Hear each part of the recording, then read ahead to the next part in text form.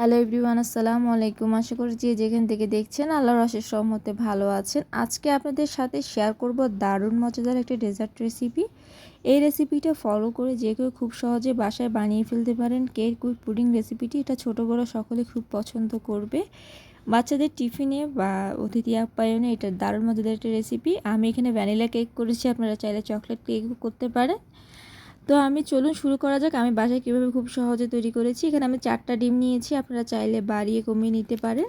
আমি 4টা ডিম দিয়ে কেক উইথ পুডিংটা তৈরি করব। প্রথমে পুডিংটা তৈরি করব, সেজন্য যে বাটিতে পুডিংটা সেট করব সে বাটিতে আমি প্রথমে ক্যারামেল করে নেব। 2 চামচ চিনি দিয়ে জাস্ট চিনিটা গলে গেলে ক্যারামেল কালার আসলেই আমি জাস্ট নামিয়ে ঠান্ডা করে রাখবো।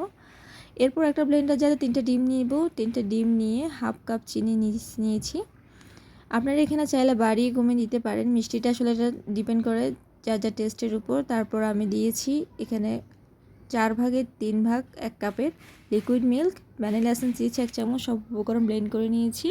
এবার পুডিংটা আমি যে বাটিতে সেট করব সেখানে ছেঁকে নিয়ে নিচ্ছি সেই মিক্সচারটা। এরপর এবার কেকের মিক্সচারটা তৈরি করব। এখন একটা ডিম নিয়েছি, 1 চামচ ভ্যানিলা এসেন্স, হাফ কাপ চিনি, জাস্ট প্রথমে ব্লেন্ড করে নেব এই উপকরণগুলো। এরপর আমি 1 কাপের 4 ভাগের 1 ভাগ লিকুইড মিল্ক দিয়েছি।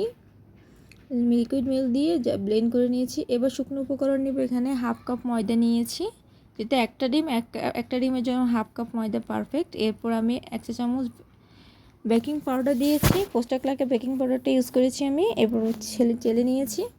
এবার শুকনো উপকরণগুলোর সাথে আমি এই লিকুইড মিল্কটা মিক্স করে আস্তে আস্তে বেটারটা তৈরি করে নেব। এভাবে বেটারটা যেই ঘনত্বের বেটারটা দেখাচ্ছি ঠিক সেই ঘনত্বেরই বেটারটা হবে।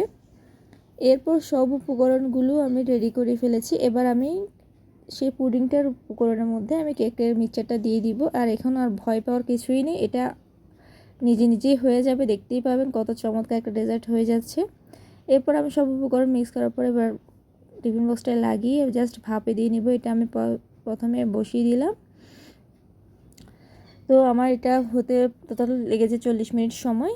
এরপর আমি টুথপিক দিয়ে চেক করেছি কেক পুডিংটা হয়ে গেছে। তো এবার নামিয়ে আমি কিছুক্ষণ নর্মাল টেম্পারেচারে রেখেছি, এরপর ফ্রিজে রেখেছি। এরপর ফ্রিজ থেকে নামিয়ে এটা কাট করছি।